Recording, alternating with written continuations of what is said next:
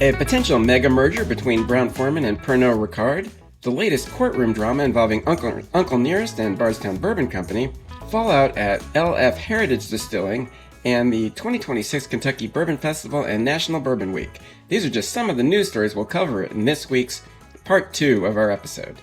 Hi everyone, welcome to the Bourbon Obsessed Podcast, your commercial-free, and therefore money-free, bourbon podcast for Monday, March 30th, 2026.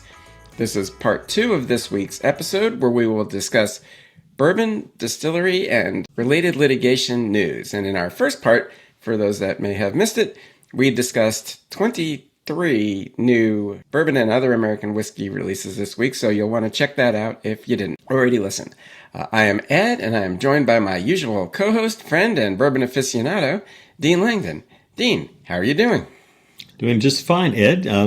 Pretty much the same as on episode 1, so that's good. And ready to talk about some litigation, because that's seems to be what fills my life these days.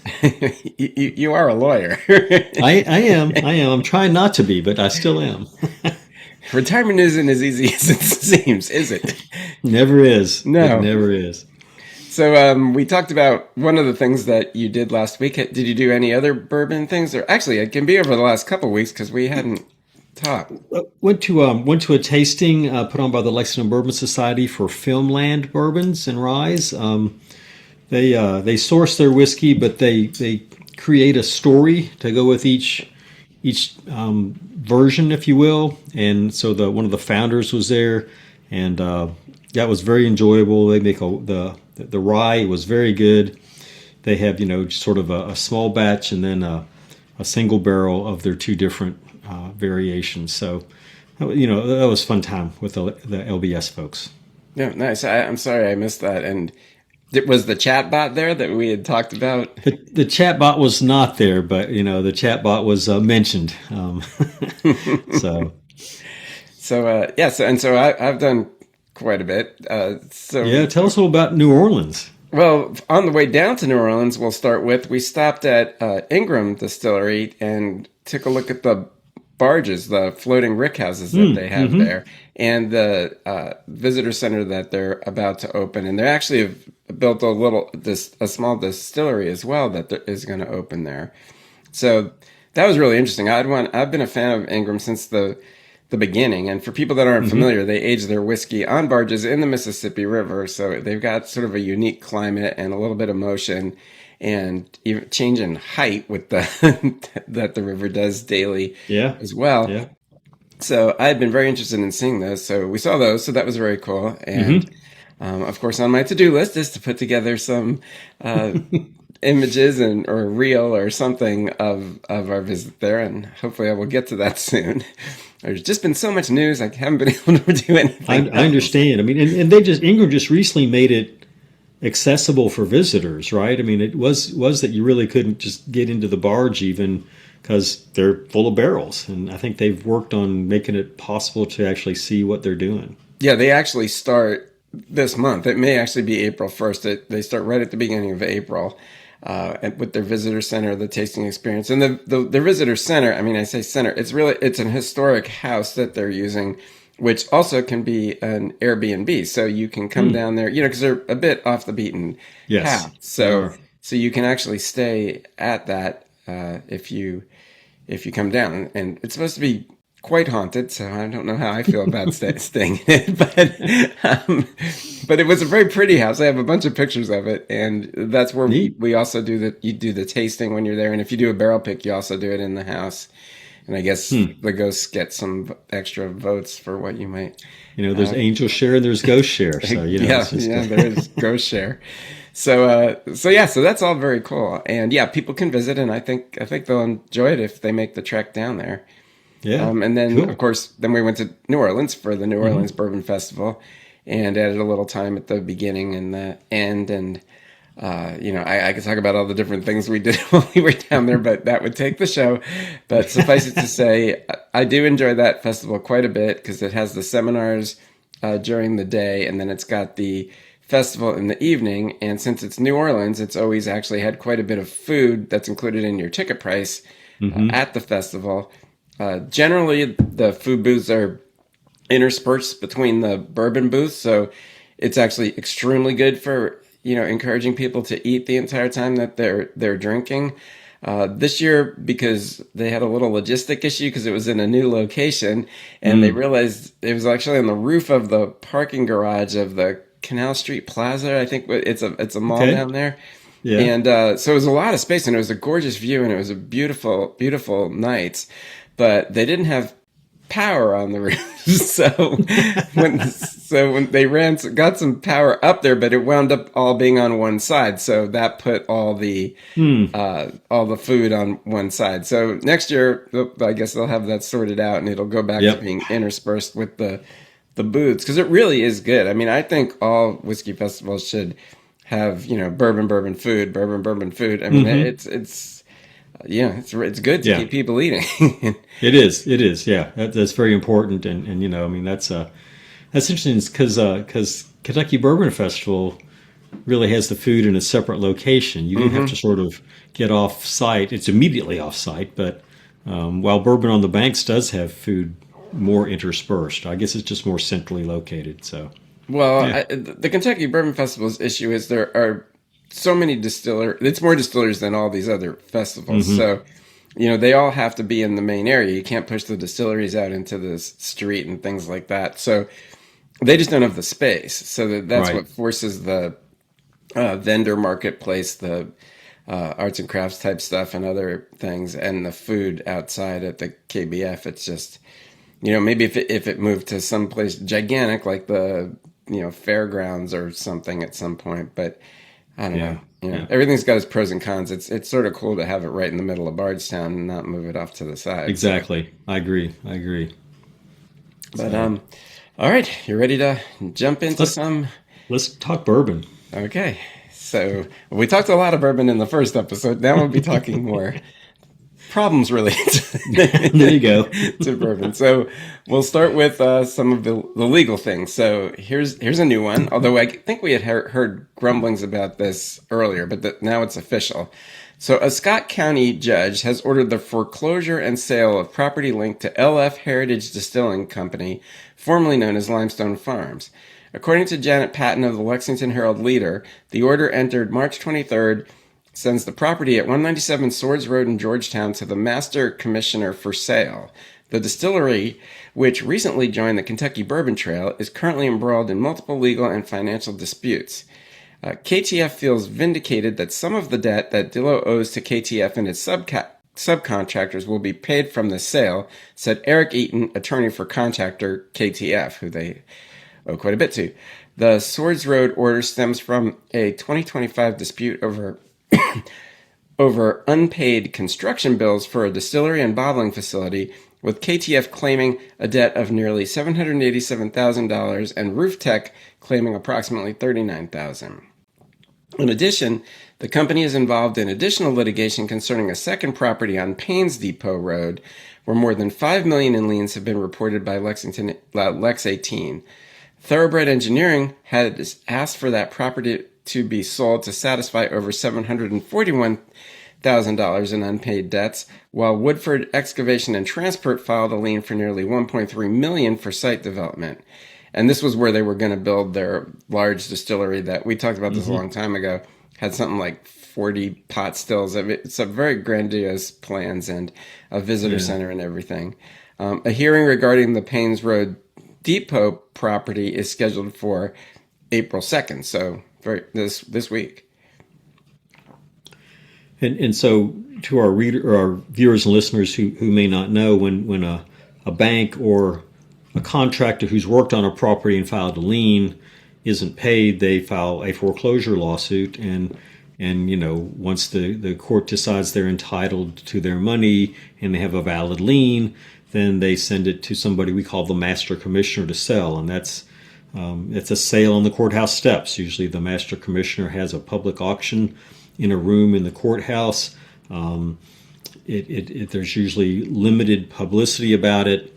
When you have an operating business like Uncle Nearest, lenders usually want to get a receiver involved to keep on managing it and trying to sell the operating business. When you just have dirt or a building and no operations, then the bank usually just has a foreclosure sale and they sell the property and the building, on the courthouse steps.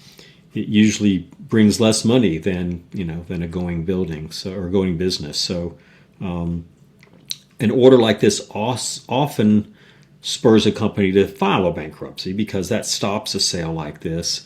And if they think they could find a buyer for the business or the property, for more than it might sell for at the courthouse steps, then they can use bankruptcy to do that. So I certainly don't know what Limestone Farms will do, but there's nothing positive in that.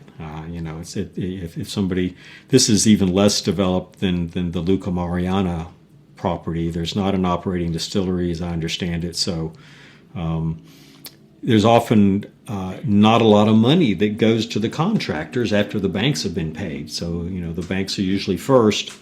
And so time will tell on this, but not a good result for the banks and the contractors, and certainly not for Limestone Farms.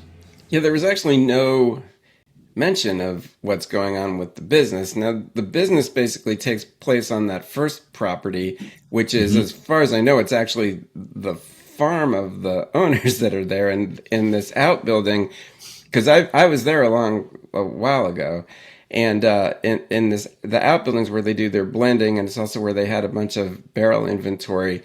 And from what I gathered from the Kentucky Bourbon Trails announcement, when they were just recently added to it, that was where they're calling their visitor center too. So I guess they were having some public tastings take place in there as well. So I don't know if they're still actually producing any whiskey at this point. There's no mention of inventory. I mean, they certainly had barrels. I don't know just how many barrels or the dollar value, but I think there's going to be a lot more to this story, I think, that comes out as this one develops.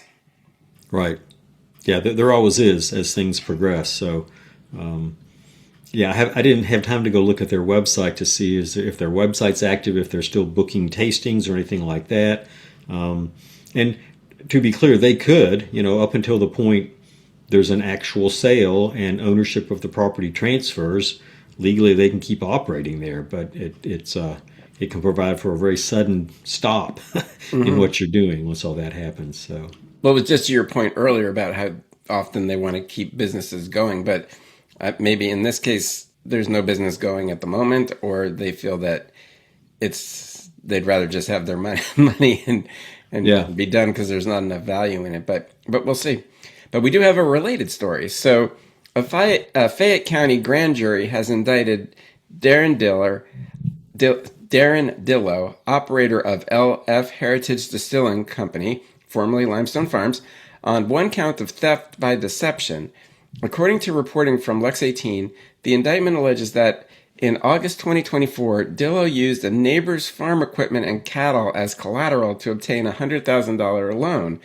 The neighbor, William McIntosh, stated that his family only discovered the situation after Dillow defaulted on the loan and the property was facing seizure. McIntosh further alleged that Dillow falsely identified you can't make this stuff up, identified McIntosh's father and uncle as seasonal employees to a loan officer. I cannot believe that this would actually happen to us, McIntosh told Lex 18. It's something like out of a movie, but just the betrayal of this person. This indictment follows a recent court order for the foreclosure and sale of LF Heritage Distilling property in Scott County. Dillow is scheduled to appear in Fayette Circuit Court on April 24, 2026. So interesting related story. Interesting, right. So when businesses struggle and the owners look for money, sometimes they go beyond the pale of what's appropriate or legal, and these are just allegations at this point, but they're not great allegations. And as you said, it's sort of hard to make something like that up, right? I would be surprised if the neighbor just made that up. And if Mr. Dillow did obtain a loan, that would have been documented. It would be easy enough to show that he did that. That's certainly going to distract him from running LF Heritage, assuming he is running that. And so it sounds like sort of a perfect storm. And Mr. Dillow's got his hands full right now. I don't see an easy path to success here. Well, we'll learn more about this, but it seems to me like there's more of a path to disaster because on that first property, they've sort of mixed the business, the blending house, and the tourist area. I Hmm. mean, is that included in this foreclosure sale that they're going to actually sell the rest of their farm and house? I don't know how it was separated out, but even if it was a separate LLC, if they share the property, I mean, Hmm. you obviously know a lot more about this than I do, and we can probably wait until after that. Yeah, what is it? It's only a couple days from now, the April 2nd court date, and talk about this more Right. in our Right. next episode about how it affects what their actually living space. I mean, in Kentucky, well, it's probably getting too off track for now. We do have a lot to, but I mean, if you take somebody's house like that, is this one of the states where you could do that if it's mixed in with a business, or is that still protected? It'll depend on how, whether it's one piece of property or two pieces of property. It wouldn't surprise me that they simply built an outbuilding on their farm and are using that as a visitor center and so forth. The bank may or may not, and I haven't looked at any of the court papers, to be clear, so I'm speculating, but I will before our next podcast. And do they have a lien on any equipment that's there, on any inventory that's there, or is it just on the land and the buildings? Usually at a master commissioner sale, they just sell land and buildings. They wouldn't be selling inventory or equipment or things like that. It can happen, but it's rare. So, but yes, it's possible to, when you sign a mortgage, actually, you have certain rights in Kentucky to keep property, but when you sign a mortgage, it has a waiver of those rights. And so, yes, a bank can certainly foreclose on somebody's home. Happens, in 2008, 2009, it happened a lot. And just because somebody runs a business there doesn't necessarily protect the farm. They could have split a piece of property into two pieces, put the business on one and the house on the other. And if the bank was willing to just take a mortgage on the business property, then they wouldn't be able to sell the home. But I have no idea, the specifics in this case. Right. Okay. Well, a lot to look into here, so we'll see what happens, and we'll talk about it more next Yeah. time. Yeah. All right. So, do you want to fill us in now on our ongoing cases? Let's talk about our favorite Tennessee distillery, Uncle Nearest. I think it's common knowledge by now that Fawn Weaver filed a bankruptcy for the distillery. The property that's there. I believe it was three entities she filed a bankruptcy for. The receiver promptly did two things: filed a motion for sanctions against Mrs. Weaver in the district court where the receiver is pending, and filed a motion in the bankruptcy court to dismiss the bankruptcies. So the receiver filed the motion to dismiss like on March 17th. The court set a hearing on March 19th, and Miss Weaver and her counsel responded. The court had a hearing, and the bankruptcy court, I need to clarify which court, bankruptcy court just didn't buy it. The bankruptcy court read the order that appoints the receiver very carefully and said, nope, the district court has given the receiver the right to make all these decisions. The receiver has the powers of the officers and directors of the company, and they're the people who would make this decision. So while the district court didn't necessarily remove the Weavers as officers, it took away their powers under this order. And so that was the basis for dismissing the bankruptcies. I understand Mrs. Weaver has appealed those bankruptcy court orders. Bankruptcy appeals move quickly from an appellate standpoint, but it's still a year, 18 months before an appeal is usually decided. So that has the effect of just sowing confusion and some sort of uncertainty with the whole process. One of the things she argued is a constitutional right to file bankruptcy, which is in our Constitution. But I'm not sure that companies have constitutional rights, for one thing. And I don't think the court has addressed that yet. So, so back in the district court, Miss Weaver responded to the motion for sanctions, and raised some of these points. She said that she had, like I think hundreds of hours of attorney time looking at the issue, and advising her that it was okay to file the bankruptcies. And so if there's more detail on that, I would love to hear which attorneys opined that she could file a bankruptcy based on the receivership order, because I'm a bankruptcy attorney. I've been doing it for 35 years, and I didn't read the order that way. So that doesn't mean I'm right, but it's an interesting take on it. Well, I thought they cited a similar situation, except it didn't as explicitly lay out what the receiver could and couldn't do. But they're citing a case where a company was in receivership, but they let the company, i.e. someone like Fawn, file bankruptcy for it, and the court ruled that they could in that case. I thought that's what they're trying to use as a precedent. Exactly. That's exactly right. And it all comes down to, what does that court order say, right?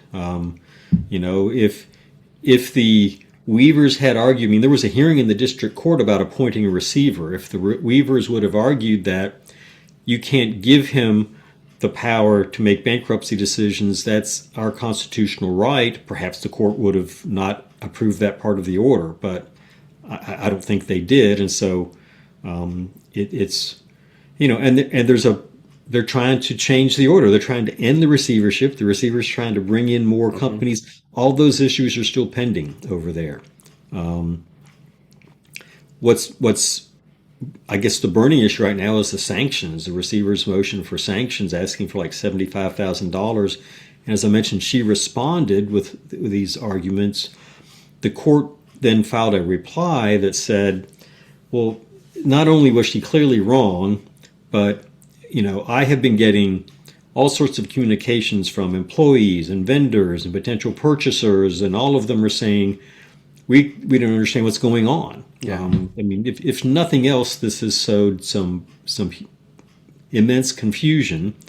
And if you're trying to get the most value for something, and it's confused about just who controls it and what it's going to do, you're not making it more valuable. So the receiver said, hey, not only do I want you to ask her to pay money, I want you to issue a gag order to prohibit her and her husband and their company, Grant Sidney, to from prevent them from saying anything about this, about the process, about the company. And so in response to that, the judge issued an order that said, all right, receiver, show me what you're complaining about. Show me the materials that you're complaining that she has done, that she has put out there. And then the Weavers have, they've got to do that by the 9th of April. The Weavers have through April 16th to respond. And then the judge will make a decision. So that's a sideshow. The real bigger issue is, will the receivership end? Will these other companies come in? There's another sideshow about their property in Martha's Vineyard. They're fighting about how many appraisers are available to appraise the property, because the court ordered the receiver to identify some appraisers to do just that before he sells it. So a lot of stuff going on in that case. Hard fought on both sides. I'm concerned that the company and or Farm Credit ends up paying the receiver's expenses, and at some point, Farm Credit may not be happy that they got themselves where they are. They may have been better off just foreclosing, like what's happening to Limestone Farm or LF Heritage. So, well, that's some of the strategy.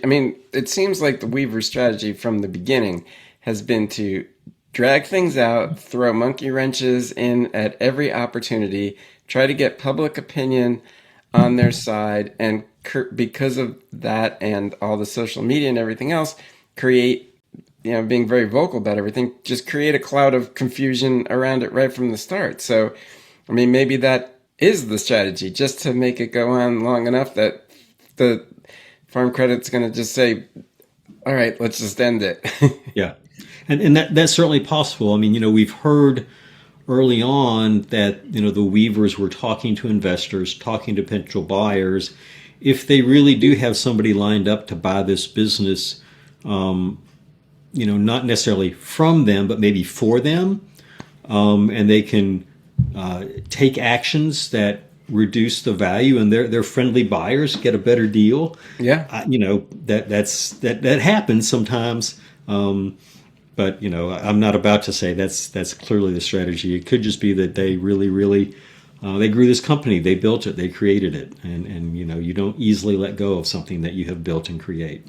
Well, also ironically, when I was down in New Orleans, she was actually down in New Orleans visiting a bunch of liquor stores and signing books and signing bottles and all that, and I saw some of that on social media while I was there. Yep.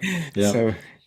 There's still a lot of social media going on her right. part. I watched, she posted a pretty lengthy video once she filed the bankruptcy, claiming the receivership was over and very, very emotional, heartfelt and all that. Yeah. And I'm sure that's what the court's going to see. That's what the receiver's going to show the court.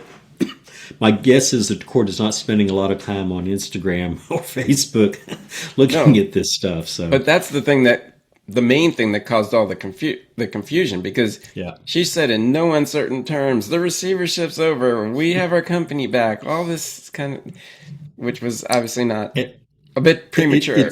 It's a little geeky, but there's a provision in bankruptcy law that says if there's a receiver in possession of the property of a company, the bankruptcy court has to order the receiver to turn it over. It doesn't happen automatically. I was involved in a case where there was a receiver. We filed a bankruptcy for the company. We had an argument about whether the receiver should turn over the property or not, and the receiver won. The receiver got to keep the property, and I had the same result. The court dismissed the bankruptcy. So you never know, right? Well, it'll be interesting to see what happens as these court dates come and go.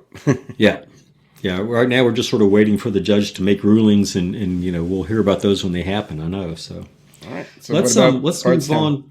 Yeah, Bardstown Bourbon Company, because last time we talked about their past vice president of human resources, Ms. Sanders, filing a what I'm going to call a discrimination lawsuit against him. It was much broader than that, but we got to describe it somehow. That was in early to mid-February. On March 6th. Bardstown Bourbon filed a motion to strike the complaint, which sounds very active and violent, but it's really just asking the court to say there's stuff in here that just doesn't belong, right? Impertinent and scandalous content. And really, they focused on the privacy of the employees that were named in that complaint and some of the information that came out about those employees. The court bought that argument and, ordered Ms. Sanders to file a revised complaint that took out some names, used, gender descriptors instead of names, and sealed the original complaint. So, if you hadn't looked at it, didn't have a copy, you won't be able to get that anymore. There were some technical arguments over that motion. Some interesting things that came from that was Ms. Sanders says she gave Bardstown Bourbon Company a copy of that complaint back on December 4th. That's about 2 months before it was filed.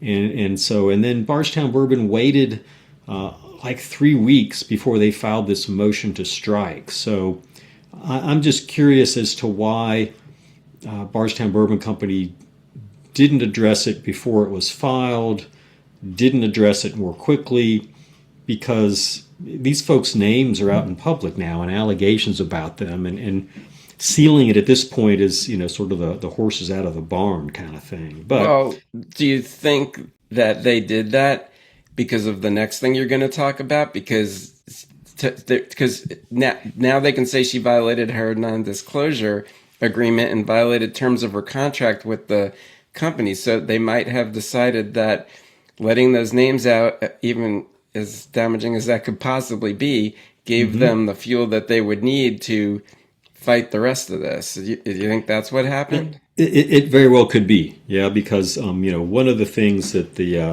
that supported the motion to strike was that Ms. Sanders filed a non-disclosure agreement, and she breached it when she did this. In her response, she said she didn't file a non-disclosure agreement and pointed out that they hadn't attached it. And so, of course, Bardstown Bourbon Company promptly filed it with the court, showing that where she has signed a non-disclosure agreement as well as other documents about her employment.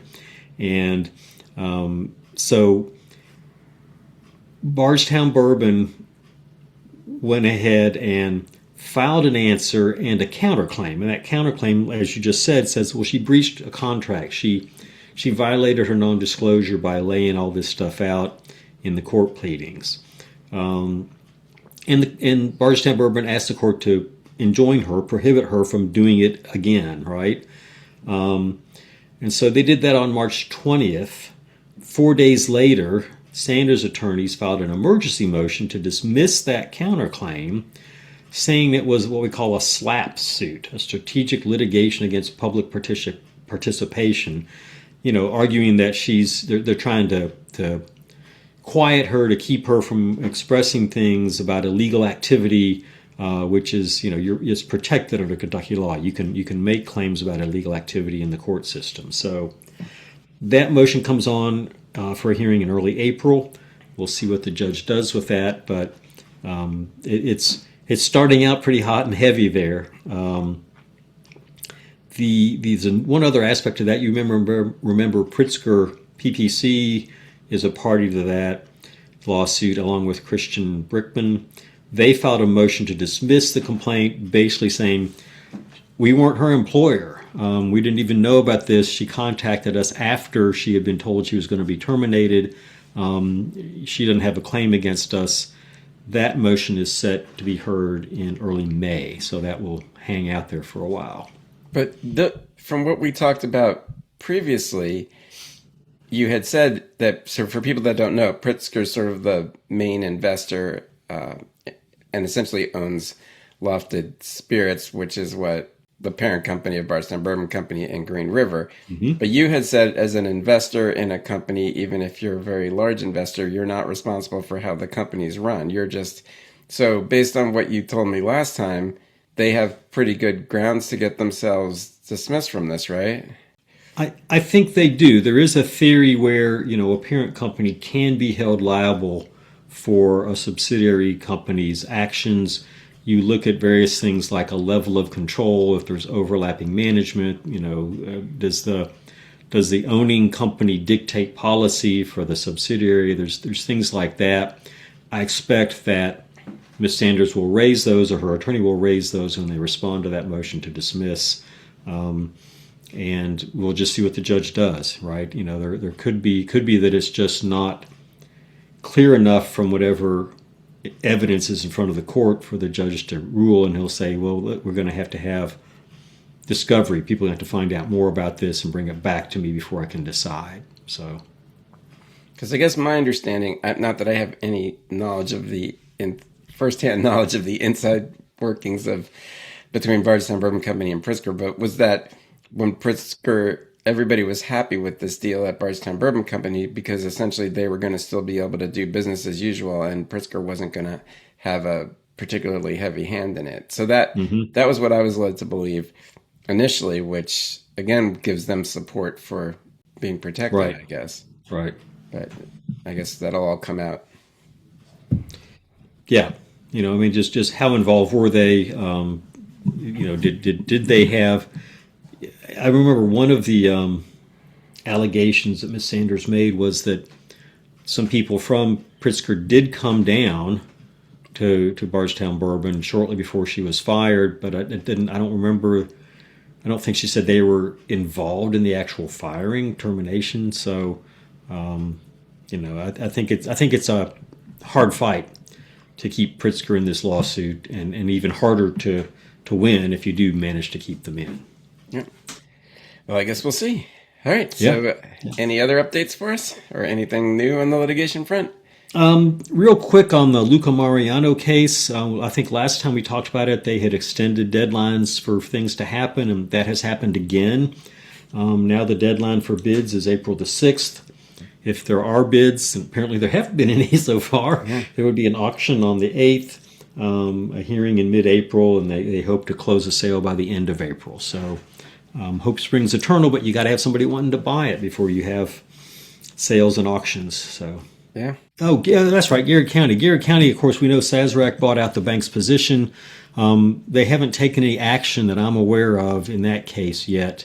I assume they're still getting their arms around what they bought and thinking about what they're going to do with it, right? I mean, they don't own the property. They have a note and a mortgage against the property, so they would have to proceed with a foreclosure action. There's still a receiver in place. I assume the receiver is still looking for buyers. But a lot of that stuff happens behind the scenes, and you don't see it in the court records. Okay. All right. And then you said there's a couple of new cases. There were a couple of new cases in the past month that aren't necessarily about distress in the bourbon industry. Several years ago, employees at Woodford Reserve tried to unionize, and to counter that, Brown-Forman gave them a $4 an hour raise and a bottle of bourbon. And the union argued that they were interfering with the union election by doing that. That goes before the National Labor Relations Board, an administrative board, and that board found that, yes, they had interfered with the election, and that the remedy for that was to recognize the union, to actually put the union in place at Woodford Reserve. Brown-Forman didn't like that result. They appealed it to the Sixth Circuit. The Sixth Circuit agreed in part. They said, yes, that was interference with the election. That was improper. But that doesn't automatically mean the remedy is to recognize the union. And what they did is they sent it back to this administrative body to decide if a fair election could be held rather than just recognizing the union. So that will play out over the next several months, but I don't honestly know if there is a union in place at Woodford Reserve or not. I'm assuming everything was on hold while this has been litigated. One other one real quick was we know that we have Bro Brothers Bourbon, which the company name is actually Victory Global, and Fresh Bourbon, both African-American owned, both distillers in Kentucky. And they have been fighting over a claim about the first African-American owned distillery in Kentucky. Bro sued Fresh over that. The trial court gave a judgment in favor of Fresh, saying they're not false statements, they're not misleading statements, and so you're not responsible to Bro Bourbon for your statements. Bro Bourbon didn't like that. They appealed to the Sixth Circuit again, and the Sixth Circuit basically agreed with the trial court, saying, there's different levels of false statements. There's outright false statements. There's misleading statements. It depends on the context and how you couch it. Fresh Bourbon had a Senate resolution recognizing them as, the first African-American distiller in Kentucky since, the Civil War. Interestingly, the way that Fresh Bourbon wrote that was not the way the Senate wrote it. The Senate actually made it a little bit more glorious than Fresh Bourbon had. And so one of the things the court went to is said, Fresh Bourbon didn't write this. That's the Kentucky Senate. So, Bro Brothers, you can't hold Fresh Bourbon liable for something that they didn't do. That was just a small part of it. The bottom line is that, no liability on Fresh Bourbon's part to Bro Brothers for their claims and allegations about being the first distiller. And the court went into a really detailed explanation of how they started distilling, when they built distilleries, when they used somebody else's bourbon, when they distilled their own at somebody else's distillery, all that stuff that I'm not going to bore our listeners with. But it was very detailed examination of it. So are they both still making that claim then? Is that That's a great question. I do not know. I would. One of the things that came out is Michael Veach was apparently one of the witnesses or the experts in this case, and he was asked, can you say for sure that there wasn't an African American distiller before either of these? And he said, no, I can't. And so that leads to a conclusion, well, they can both claim it because you can't say it's untrue. Just something just I got to be able to nail down. So, and there you have it. All right. I guess we can move on to let's move on. Enough about the lawsuits. Yes. Well, and these other stories are pretty quick. So, the International Wine and Spirits Competition, IWSC, will return to Bardstown, Kentucky from June 1st through 6th, 2026, for its third annual North American Spirits Judging. This year, the categories are expanding beyond North American whiskey and ready-to-drink spirits to accept gin, vodka, rum, and liqueurs from across the United States.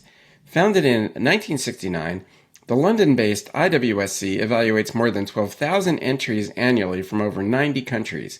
The panel of judges, led by Don Davies, Master of Wine, will evaluate entries using the same rigorous process as in the UK, including double-blind tasting and panel discussions. Medals awarded include bronze, silver, gold, and gold outstanding, with top-scoring products advancing to the trophy judging round. Winners will be revealed at the IWSC Awards celebration in November 2026 in London. I think that's a good recognition of the importance of Kentucky to the spirits industry worldwide, that they come here for a portion of this, and it's got to be good for our economy and good for our reputation, right? I just think it's weird that, so who do you get for judges? I mean, because because they list the judges on there, and I think it's quite difficult to be an expert in every spirit and liquor type. I mean, I just think that's interesting. And, other issues are also when you have people from other countries judging U.S.-made spirits. I mean, our things taste different than the spirits made, even if they're predated by other things like gin in other countries. And, but our spirits have sort of evolved to take on their own form that American drinkers like, especially, well, the biggest example, bourbon versus, Scotch or Irish whiskey. Right. So it just seems like it would be a difficult thing to judge. I would agree. I mean, I can't imagine what your palate would have to master to go across all the different categories of spirits. I agree with you. I mean, it's they should have, in my opinion, whiskey, clear liquor, liqueurs are really something different from either of those, right? And arguably so are ready to drinks. I mean, well, that was in there last year, which I thought was interesting. And I did do. It's not really disclosure because it doesn't affect this story at all. But I did do a day as a guest judge in this last year, and fortunately, it was just the bourbon and American whiskeys. I didn't have any of the RTDs in my category, which. I've never drunk an RTD in my life. I don't know why. Sure, you can say, oh, I like it, I don't like it, but I don't have my finger on the pulse of, what the RTD drinker is looking for to say that something's the best or worst, because, my opinion is almost meaningless, or pretty much meaningless for that if I'm not the one who drinks the stuff all the time. That's right. And people don't want me, gauging a gin or a vodka because I don't drink either one of them, and I would have no idea, right, if it's good, bad, or otherwise. So, let's maybe reach out to them and see if they have, judge selection guidelines. I wonder what those are like. Well, my understanding of this is that they're not alone in doing things this way. I thought, like in San Francisco, the arguably the most prestigious of the competitions, they have people judging across these spirit categories as well. Now again, that's secondhand information, and so I could be wrong, but that is what I had heard. So, and again, I had the same reaction. I thought that would be quite difficult to do. Well, and so, if we have listeners and viewers who judge at this level, let us know. We'd love to find out how that works. I would like to know. All right, so moving on. So Chicken Cock Whiskey has announced the relaunch of its Circa 1856 tasting room in Louisville as The Coop. spelled Coupe, not coop as in Coop, but we all get the play on chicken coop, so very clever, bravo. A reimagined speakeasy-style cocktail destination in the heart of the city. We wanted to create a space that celebrates the spirit of classic speakeasy culture while giving guests a fresh way to experience chicken cock whiskey through thoughtfully crafted cocktails, events, and community gatherings, said Emily Zaborowski, Director of Brand Experiences. The opening weekend began March 26th with a mover and shaker pop-up featuring Nick Hogan, followed by a formal menu reveal from bar lead Kelly Nelson on March 27.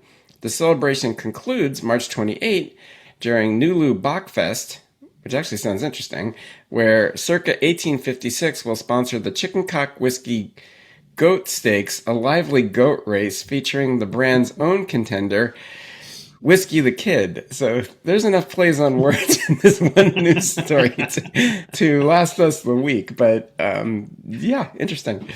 We have to check that out next year. It sounds like a fun. I've heard about the Bach thing in Louisville, but I've never been. And yeah, it sounds like they're taking advantage of a sort of co-eventing there, which is good. And I hope they continue to draw visitors there in Louisville as well as at their shop in Bardstown. So. Well, so I thought this was interesting because that Circa 1856, I'm pretty sure it was this year we talked about it because it opened, I thought, in Louisville earlier this year.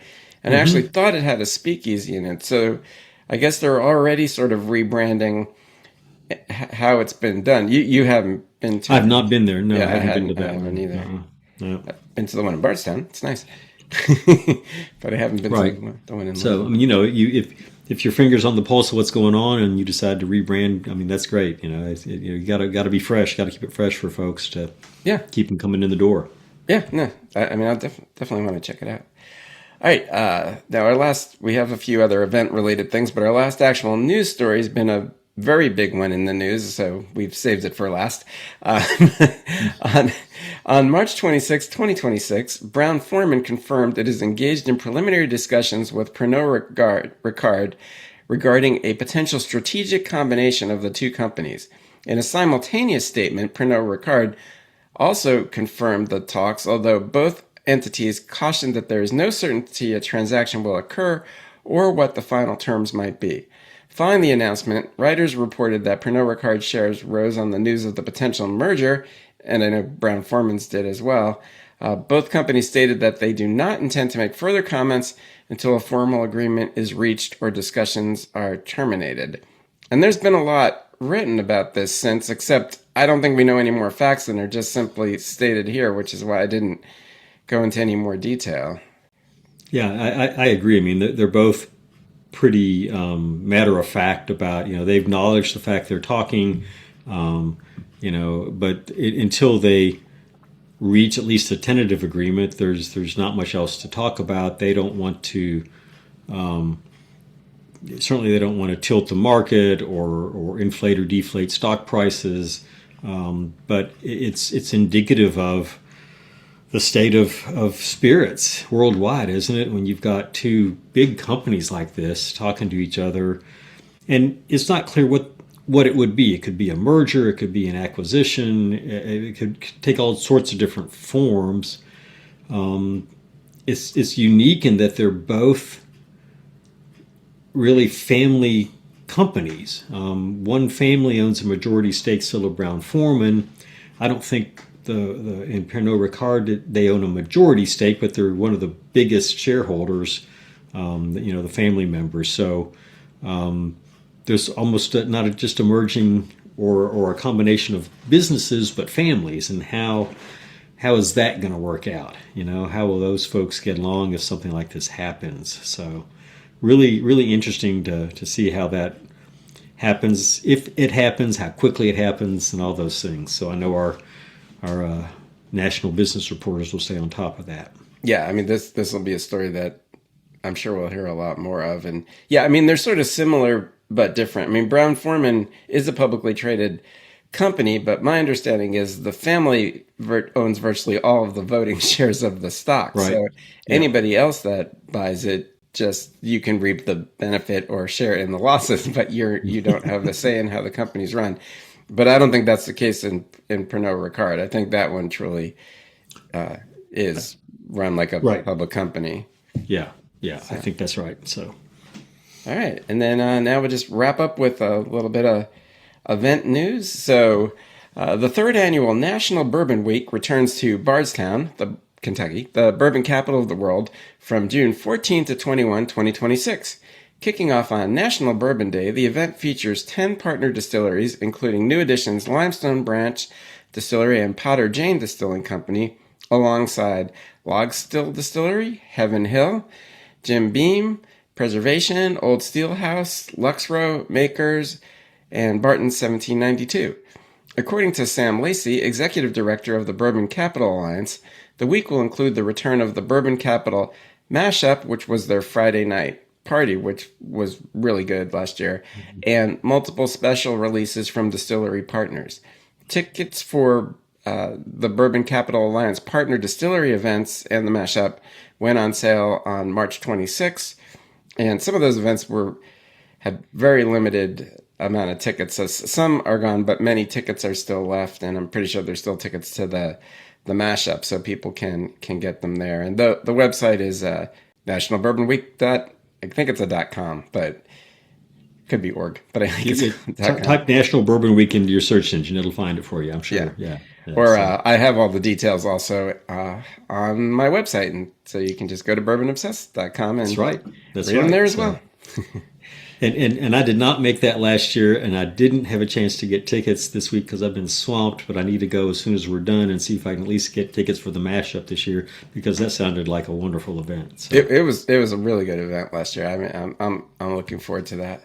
Yeah. And I'm pretty sure there's still tickets to that. And there are tickets because some of the other events are for hundreds of people, but some of the events for like 12. Which was a really cool event. That's a blending sort of class with Jane Bowie of Potter Jane. Wow. And there's actually two 12-person sessions for that take place at their distillery. Needless to say, and those sold out immediately. I would hope so. Yeah. And there's also a brunch that takes place on Father's Day at Barton 1792, which was also only for 24 people. I mean, these obviously have constraints on how many people can come because of what they are. And, that sold out immediately as well, because you can't go to Barton 1792 anymore, even though there's rumors that they're going to have tours again. That has not happened. And, unless you've done a barrel pick or went there for some other reason, you haven't been there. And it's definitely worth going to. So that's going to be both of those are going to be very cool events. But then there's the Beam Luau, which they had in the past. That's a much larger event. There's Beam has one of their usual dinners on the Thursday of that week as well. Luxrow has a barbecue. That's going to be another big event. And I think it's a barbecue, but it's another big evening event. Right. Heaven Hill has another large event. So there's still plenty of things to go to, even though those smaller ones I think are sold out. Plus, it never hurts to just keep checking back anyway, because people cancel and tickets reappear. Like the second session for Jane Bowie got added on, so people who kept checking back after it sold out for the one day did get tickets for the second day. So you never know, a third one could be added on. Who knows? It's obviously good advice. Yeah, very good advice. popular. If you see something sold out, check back, because that's a good way to get stuff. Yeah, definitely check back. People cancel, plans change, things get added. There's always something.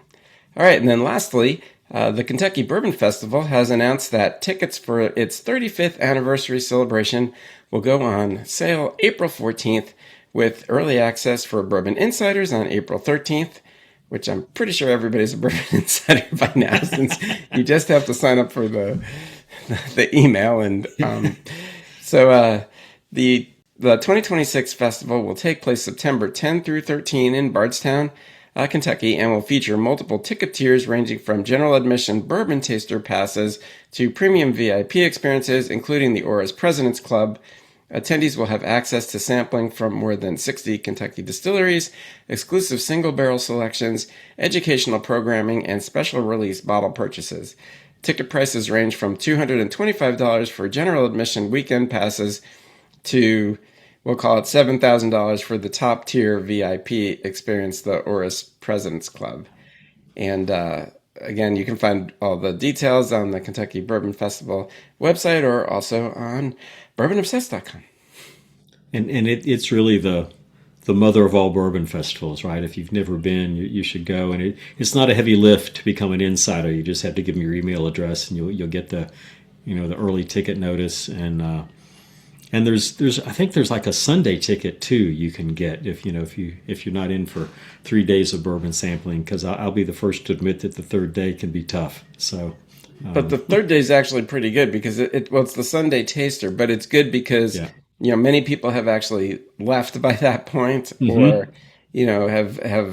so it's much less crowded than it is. Friday and Saturday are pretty crowded. Saturday's the busiest. Right. Yeah. Sunday's really nice. It's more laid back, and like you say, a lot of the people have left, and it's just I find Sundays it's sometimes the most enjoyable day. So yeah, Sunday's a good day, and then the Thursday night bourbon in the air is always really good. But those. If you get a VIP ticket, you get a ticket to that. Otherwise, there's only just a very limited number that people can buy a la carte, and they sell out really quickly as well. Yeah. But anyway, so I think a lot of people are stressed out about getting tickets for this since last year. VIP sold out in like minutes, and general admission sold out by the end of the first weekend, when normally they go on sale in April, and general admission doesn't sell out completely until August. So it was insane last year. So it'll be interesting to see, because there has been a downturn in the industry. We'll see if there's a downturn in interest or if it's still strong, and how quickly these sell out. So I can't wait to see. I hope they sell out right away, but time will tell. Well, right away after we get tickets. Well, there's that, yeah. But because they really sold out very quickly last year, and I don't think there's going to be a downturn, because people are still interested in the experiential part of it. Yes. They're just not necessarily as interested in buying every bourbon that came out and spending lots of money on that. But people are still interested in the experiences. So I suspect it's going to be as competitive as it was last year. And then lastly, there were two other quick news stories, which I'll just throw in here because they were sort of interesting. They didn't make it into the newsletter this week, but they'll be in next week, so you get an advanced notice on. So I thought this was, and really they probably only made it in because they're related and both came out. If I had just seen one, I might not have been super excited. Right. So the first one is Holland America Line and Jefferson's Bourbon have announced a first-of-its-kind partnership to age whiskey at sea across the cruise line's entire fleet of 11 ships. Announced on March 27, 2026, to coincide with International Whiskey Day, the collaboration marks the first time the Jefferson's Ocean Aged at Sea Bourbon Series has partnered with a cruise line. It seems hard to believe, actually, that it's taken that long to do that. Beginning in March 2026, Jefferson started loading 1 barrel of bourbon onto each ship, where it will sail for a minimum of 6 months. This partnership with Jefferson's Bourbon is another way we're setting ourselves apart through experiences that are too good to hurry through, said Drew Falk, Director of Food and Beverage Revenue and Innovation at Holland America Line. Founder of Jefferson's Trey Zoller added, by placing Jefferson Ocean's barrels on their cruise ships, we're diving into a quest to see how different routes and voyages, meaning different climates and agitation, influence the taste, smell, and mouthfeel of our whiskey. Each barrel will yield approximately 150 to 300 bottles, and unfortunately for us, will be only available to guests aboard the Holland America Line in 2027. So unless we do have friends that take a lot of cruises. So maybe somebody who takes a cruise can bring me back a bottle, because that's not going to be me. Right. And then I'll do the next one, and then we can just talk about them. So the next one is Milam and Greene Whiskey has initiated a controlled aging study in partnership with Regent Seven Seas Cruises aboard a 188-day world cruise. That's clearly something to talk about in itself. According to Emily Capiello of Forbes, the experiment features 1 barrel of bourbon traveling on the Seven Seas Mariner to experience constant maritime motion and sea air across various global climates. To measure the environmental impact, 3 land-based control barrels from the same distillation batch are maturing simultaneously in 3 distinct locations. The first is the Milam and Greene Distillery in Blanco, Texas. The second is a warehouse in Kentucky. And the third is a site in New York. Master blender Heather Greene stated the study is designed to push the boundaries of how environment shapes flavor by comparing the maritime aged spirit against those aged in different terrestrial humidity and temperature profiles. So this is more of an outright science experiment. The results of the 31,000 nautical mile journey will be evaluated once the voyage concludes in 2027. But alas, again, the final release will be limited and exclusive to guests who were part of the journey. So unless we sail on this world cruise, we don't get to buy these. Well, that's true, but there's going to be 4 barrels there because there's going to be 3 that are in various places in the country. So it's not clear to me if they're going to have those just available for cruise guests also, and it may be because a cruise ship holds lots of people. Regent's ships are a little bit smaller than some of the other ones, but it also dawns on me that I don't know what kind of ships Jefferson's has used in the past to put their bourbon out on the ocean. My guess is it would be some kind of a freighter or something like that. Didn't you visit there just a few months ago? I visited their KDA. Visited the distillery, but it didn't really. Nobody asked specifically what kind of boats do you all use. Cruise ships are pretty stable. There's I would argue that being on a barge on the Mississippi is probably getting more agitation than a barrel on a cruise ship. Where is it in the cruise ship? If it's in a climate-controlled stateroom down in the down in the hold, it's really not being exposed to the different climates a whole lot. So all these questions, I think they're neat ideas. I like the world cruise better than the 11 holiday cruises, but that's just me. So well, apparently Holland America. I didn't look into all this stuff, and I have not taken a cruise ever, but apparently the Holland America Line has its own single barrel program in the first place, so they didn't just pull this out of the air. It actually fits in, and it sounds like for both of these, there's going to be like a little sampling and education around these barrels, for the people on the cruise ships while this experiment is taking place. And in answer to your Jefferson's question, they've been on a variety of different things. And I think those first ones were just in like some sort of container just on the front of, wasn't it that shark research vessel? They have pictures of that when you go there. That rings a bell. Yeah. That was, I think, the first couple. And then it changed to, like they did the riverboat down the Mississippi and then back up the Atlantic coast. And it's been like a variety of things. But apparently a cruise ship wasn't one of them. So the other ones did have significant motion, at least certainly the ones lashed to the deck on the small boats originally. So it's probably variable. But yeah, your point is true. Cruise ships. Now the Regent Seven Seas, well, I am not familiar at all with any of these, so I don't know what their sizes are, but I know that cruise ships can be gigantic, but I guess. Yeah, so I've been on one cruise and it was a Regent Seven Seas cruise, and it's not it's not one of those huge cruise ships, right? It's not small, but it's I want to say it's hundreds versus thousands of people. So but Holland America is going to be the thousands, right? Right. But anyway, interesting, but unfortunate that we're not trying any of these. Maybe the Milam Greene. So I've talked about this in the past. They recently did, was it last year? This series called it wasn't a series, a set called The Answer.